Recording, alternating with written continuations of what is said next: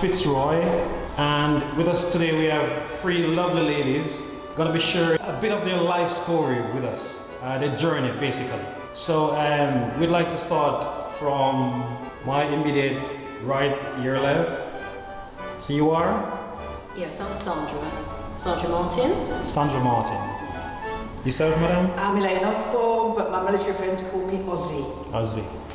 I'm Carol Curtis. Okay. And where are you from originally? Originally, I'm from Jamaica. Okay. St. Catherine. Okay. Where in St. Catherine are you from? Linstead. Linstead. Where the famous Bennetts are from. Pardon? Where the famous Bennetts are from. Bennetts. All right, I see. And yourself, madam? I'm from the parish of Portland, and further down, I was born in a place called Millbank. Millbank. Portland. In Portland. Yes. And yourself, madam? I was born in Wales. You're born in Wales? Yes. Right, I see. Early life? Early life, I started off in Jamaica, and I came to the United Kingdom to join my parents. Yes. At age 11. Okay. And then went on to secondary school, and from school to college, and then from college, joined the military. Okay, so let's rewind a bit. Before you came to the UK, what was it like for you within your community? From a financial perspective? Growing up in Jamaica? Yes, in Jamaica. My grandmother was a farmer, and my parents sent money, so we were fairly blessed. We were okay. Okay, Yes, okay. so my grandmother, whatever she grew, she sold in the market. Right. So I guess we were more fortunate than we realized. That is so good because I try to live by one motto. My motto is use your food as your medicine, so you don't have to use your medicine as your food later on. And yourself, madam? Mine is almost identical to Sandra. Okay. But in Jamaica, I come from a family. I'm the number 9 of 12 children. Okay. My dad was a farmer, my mother was a teacher. Okay. And not only was he a farmer by day and after work, he was a minister in a church. Wow. It doesn't mean we had money, we were poor. I don't come from money. Okay. I come from very humble beginnings. Okay. Mm-hmm. Good. Yourself, madam? Right, for me, growing up, I'm the 4th of 10 children. Okay. And my father was in the RAF, which is why I came to be born in Wales. The rest of my siblings were born in different places, like 2 of them were born in Malta, 2 were born in Cyprus, 2 were born in Wales, 1 born in England, 1 born in Germany, 1 born in Jamaica. Okay. And so it goes on. Right, I see. Could you explain to us what did you do after immediately school or schools that you attended roughly? I lived in North Harrow, Middlesex, when I arrived in England. That's where my parents lived. Roughly what age you were when you came to the UK? I was 11. 11. That was 1963 or 64. I was 11, like Sandra. Just after independence? Yes. All right. Yes, correct. So I came to join my parents in North Harrow. So I did a very short stint at primary. Okay. Very short, and then I went to secondary. All right. And then I went to college, and I did night school. Okay. And then I was getting to be a teenager, a young person. Yes. And my dad was fearful of his young women. Yes. Being out there in the public, meeting boys. He really was. And obviously as a young woman, I didn't want that. I wanted to be free and roaming. So that was one of the reasons I think why I joined the army. Okay, I see. Yeah. And yourself, briefly? For me, after I left school, secondary school, I went to college, and then I decided I wanted to travel. Plus I wanted some freedom. Right. So what age were you when you joined the army? What age were you when you joined the army? I was 18. 18. What was your trade? What corps did you join? I joined the RLC as it was then. RLC. Yeah. And what do you say? That's the best corps, isn't it? Well, I changed up. I switched to the Royal Signals. So All right. I switched to the Royal Signals. So I enjoyed both corps because I met beautiful people within the RAOC corps. Okay. I wouldn't have met you guys at 29 Company if I hadn't been posted there. So, you know, it's positive. I just got bored with the filing a bit for me. Okay. You see. And yourself, madam? All of us joined and we were trained in Guildford for our corps, which was WRAC. Okay. Then my first posting was to Bicester, RAOC. Roughly what year did you join? Not roughly, I joined October 1971. 1971? Yeah. Wow. And that's when I went to Guildford for my basic training. And then after basic training, you go for your trade training, and then you get posted. So I was with RAOC. I think when I left Bicester, I went to Wiltshire. Okay. Which is when I met Carol. And that was, we were clerks, and I worked for the intelligence corps. All right. That was after, yeah. Okay. How long did you serve for? Well, I did 6-year regular service and 17 territorial. Okay. So I did both full-time and part-time. Right. How long did your father serve for? Well, he joined in 1944 and left in 1978. 1944? Yeah. That's like when World War II at its peak, isn't it? Yeah. Yeah, okay, I see. Lisa? After basic and trade training, I was posted to HQ UKLF, which was in Wilton, Salisbury. I was then posted to HQ BAOR Rhein-Dahlen in Germany. That was my best posting during my service in the army. I met many other black women and men, which was very refreshing, as growing up, myself and siblings were always the only black people around. My next posting was HQ West Midland District in Shrewsbury, then on to Army Air Corps Training Centre at Middlewallop, Hampshire. I was lucky enough to get another posting to Germany, where I worked in the chaplains department. This was my last posting.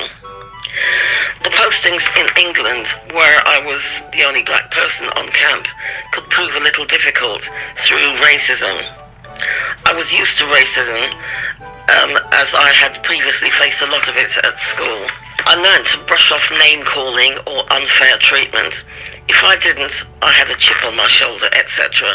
All in all, I had a brilliant experience in the army and crammed a lot into 8.5 years service.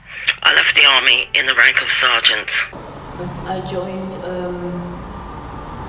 1976 and went to Guildford like my comrades here, and then from there trade training was Blackdown Barracks, Camberley, which no longer exists. What's the name of the barracks? Blackdown Barracks. But it no longer exists.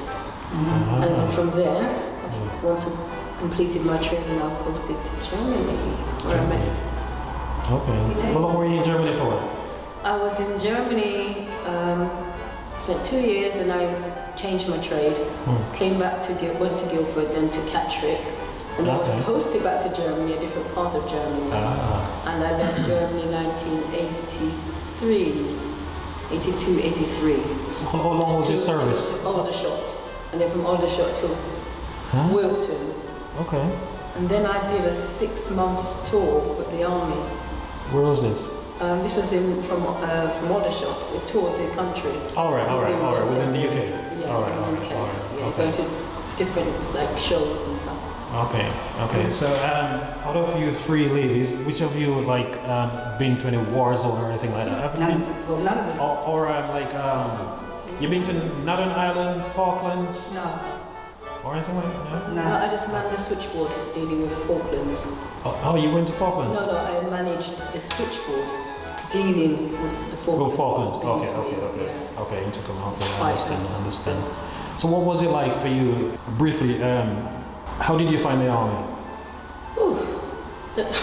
The army was character building and strength. Yeah. Because some of the things, and of course it's got its positive, I'm focusing a little bit on the negative at the moment. So you have to be strong, especially as a Nubian person or a melanated person, because when faced with racism, which you did in the army in those days, we weren't dealing with equal ops and diversity as such. People would call your name. I've been called Jungle Bunny, but I could manage that. You've been called what? Jungle Bunny. Jungle Bunny. All right. Yes. I see. Yes, Jungle Bunny. Yeah. Right, Dolan was different because there was too many of us there to have that kind of insult. But my other posting, I did have that. So how did you dealt with that situation? Jungle Bunny? Yeah. No, don't ask me on here, please. I just told them. Okay. I basically suggested that they go and look in the mirror. All right. And you'll see exactly what they're looking for. Okay, all right, I see. Okay. Could you explain to us your medals? This is nothing great, believe me. This medal is for long service and good conduct. Okay. But long service is because I did, like I said, a regular service and territorial. Yeah, but not many people can awarded these things, long service and good conduct. Well, I'm sure there are. Yes. I mean, don't get me wrong. The average person who's serving the armed forces does depending if they chose to serve for a long time, will have it.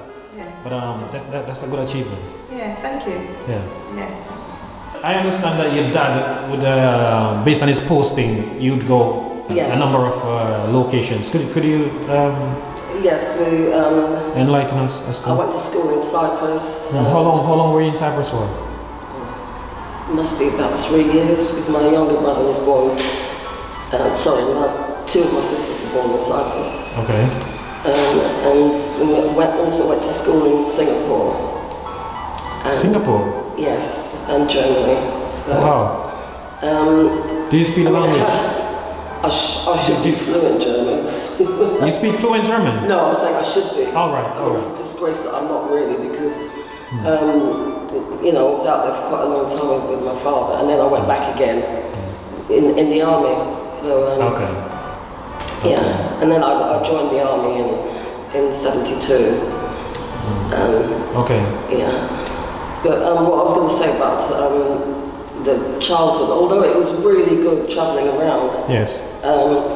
The disadvantages I found was that sometimes I'd be at a certain level at one school, you go to another school, and they would either hadn't started what you'd already learned, or I would find myself behind, especially in maths. I never ever got anywhere with maths because I just found that such a struggle in every school I went to. But English, I was always at the top of the class, which is very strange. So. Okay, I see. Could you explain to us what have you been doing since you left the army? How many years since you left the army, roughly? Oh my goodness. About 38 years. 38? Yeah.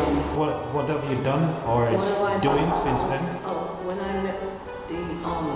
Yeah. So I got involved in community and youth work. I started off as a volunteer, and then basically I used that to get to study and pull myself forward. Okay, so presently what are you doing? Presently I am a teacher, stroke lecturer in health and social care and child development. That's really good. Yeah. Okay. That's really good. And yourself, madam? I left the army probably 30 years ago. I left. Okay. I'm retired now. My biggest achievement since leaving the army is I have a daughter and I did 2 degrees at university. Wow. Both community. Which subjects? Community and development. That's lovely. Locally here in Lewisham. I went to Greenwich and I went to. And yourself, madam? I left the army after 8.5 years service, and I had a stint as a PA in Pitman Publishing. Have you heard of Pitman Publishing? I was a PA. They're working for a couple of editors. And then I went from there, I went to Lewisham Council and did just over 20 years with them. Wow. in the education department. Wow. Okay, that's good. I would really like to thank you, ladies, for your input. Lots of achievements. Lots of that. Achievement of a daughter as well, and granddaughter. You've got a daughter and a granddaughter? Okay. Yeah, I've got a daughter. With that being said, we conclude our interview. But I would like to express my deepest gratitude to you three lovely ladies for sparing us a bit of your time. Thank you. And I do hope we'll meet again, because we have to do another one. Okay. All right? Thank you. No problem. No problem, we're ready and waiting. Okay. Thank you very much. Thank you. Thank you very much, madam. Thank you. Thank you very much. Okay. I do appreciate this interview. Thank you. You're welcome. You're welcome.